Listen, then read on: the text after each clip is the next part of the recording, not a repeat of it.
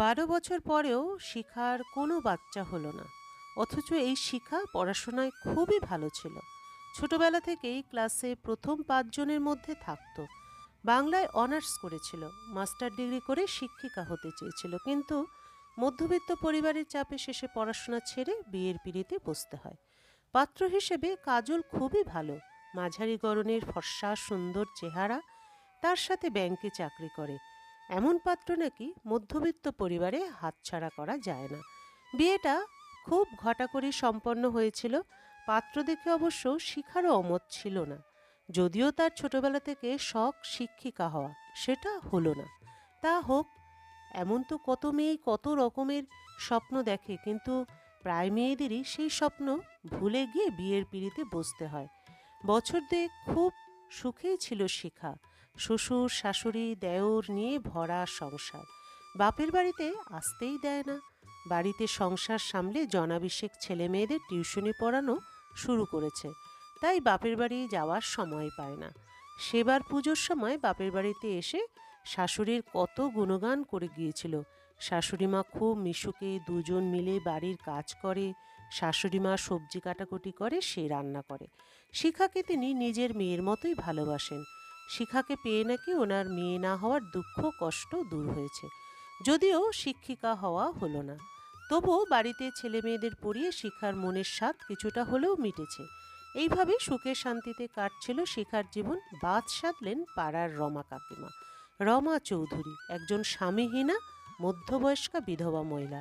শিখা শ্বশুরবাড়ির পাড়ার সম্পর্কে কাকিমা। ওনার স্বামী বছর চারেক আগে রোড অ্যাক্সিডেন্টে মারা গেছেন। দুই ছেলে বৌমা নাতি নাতনি নিয়ে থাকেন। দুপুরে ওনার শোয়ার অভ্যেস নেই। দিনের বেলায় শুলে ওনার নাকি গা হাত পা ব্যথা করে, রাত্রিতে আবার ঘুম আসে না। তাই রোজ দুপুরে পাড়ায় পাড়ায় এর বাড়িতে গিয়ে গল্পের আসর বসান।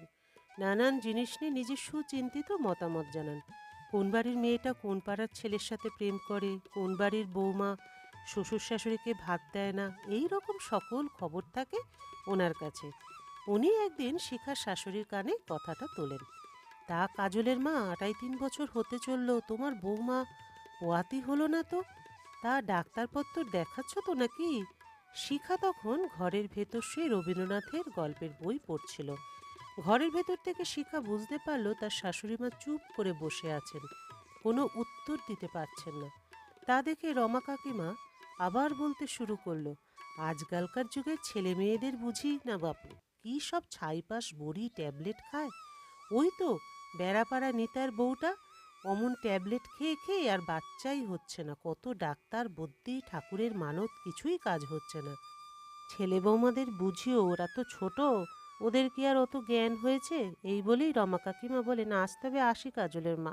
সেই দিনই রাতে কাজল খেতে বসেছে। খাওয়ার টেবিলে প্রথমেই কাজলের মা ওই কথাটি তুললেন। খোকা, অনেক দিন ধরে ভাবছিলাম তোকে একটা কথা বলি। অনেক দিন তো হলো, এবার আমার একটা নাতি নাতনির মুখ দেখা দেখিনি। ঘরটাও কেমন ফাঁকা ফাঁকা লাগে। একটা বাচ্চা আসলে ঘরটাও কেমন গম গম করবে। কাজল খেতে খেতে খাওয়া থেকে অন্যমনস্ক হয়ে যায়। কাজল আর শিখাও চেষ্টা তো কম করেনি। এর আগেই বাড়িতে না জানিয়ে গাইনি বিভাগের ডাক্তার বৈদ্যের চেম্বারে দুবার দেখিয়ে এসেছে, কিন্তু কোনো লাভ হয়নি। একটু চুপ করে থাকার পর কাজল বলে, হ্যাঁ মা, দেখছি যত তাড়াতাড়ি সম্ভব।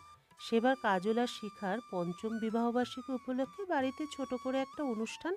বেশি কেউ নেই, শিখার মা এসেছেন আর কাজলের জনা কয়েক বন্ধুরা। কাজলের মা তাদের সামনেও বলতে ছাড়েননি। শিখা যখন শাশুড়ি মাকে প্রণাম করে আশীর্বাদ নিতে গিয়েছিল, তখনই শাশুড়ি মা বলে চলেন, বছর তো বেড়েই চলেছে, আমার বোধ হয় আর নাতি নাতনির মুখ দেখার সৌভাগ্য হবে না। ঘর ভর্তি লোকের কাছে কি লজ্জায় পড়ে গিয়েছিল শিখা। কোনো রকমে রান্নাঘরে গিয়ে লুকিয়ে চোখের জল মুছেছিল। পেছনে পেছনে কাজলও গিয়ে পৌঁছেছিল। সান্ত্বনা দিয়ে ম্যানেজ করেছিল কোনো রকমে। এরপর দিন যত যায়, চেনা মুখগুলো অচেনার মতো আচরণ করতে থাকে। যে শাশুড়িমা সব জায়গায় শিখার গুণগান করতেন, সেই তিনি এখন উঠতে বসতে অপমানসূচক কথাবার্তা বলা আরম্ভ করেছেন। বাড়িতে যখনই কোনো আত্মীয় স্বজন আসেন, খাবারের টেবিলে এই একটা জিনিসের উপরই আলোচনা চলতে থাকে। এর ওর কথা মতো এই মন্দিরে উপোস, ওই মন্দিরে দণ্ডি কাটা, শনি ঠাকুরের বারব্রত সবই চলে। এমনকি ৪-৬টি ক্লিনিকও ঘোরা হয়ে গিয়েছে, কিন্তু রেজাল্ট সেই একই। আসলে দোষটা কাজলের। কাজলের শুক্রাণুর সংখ্যা খুবই কম। যে পরিমাণ আছে শুক্রাণু সেটা সন্তান জন্ম দেওয়ার জন্য যথেষ্ট নয়। কিন্তু এটা একমাত্র কাজল আর শিখাই জানে। বাড়িতে বা সমাজে একথা প্রকাশ করা যায় না। সমাজে অধিকাংশ ক্ষেত্রেই ধরে নেওয়া হয় সন্তান না হওয়াটা আসলে মেয়েদেরই ত্রুটি। তাই এই ঠাকুরের কবচ, ওই ঠাকুরের ফুল, অন্য কোনো মন্দিরের চরণামৃত পান বা কোনো ঠাকুরের বারব্রত মেয়েদের দিয়ে করানো হয়। তার সাথে চলে পারিবারিক সামাজিক শোষণ উৎপীড়ন। রাস্তায় বের হলে নানান রকম কটূক্তি, পুকুর ঘাটে জলের কলে মেয়ে বউরাও দেখে হাসাহাসি করে। অন্যান্য বাচ্চাদের তার কাছে আসতে দিতে চায় না। কোন বাচ্চাকে লজেন্স দিলে সেটা তার মা ফেলে দেয়, তাকে খেতে মানা করে। টিউশনি পড়ানোও ধীরে ধীরে বন্ধ হয়ে যায়। কোনো ছেলে মেয়েদের বাবা মাই তাদের বাচ্চাদের পড়তে পাঠায় না।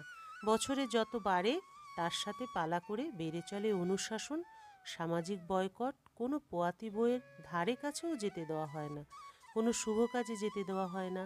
এমনকি কেউ শুভ কাজে বের হলে তার মুখ দেখতে চায় না।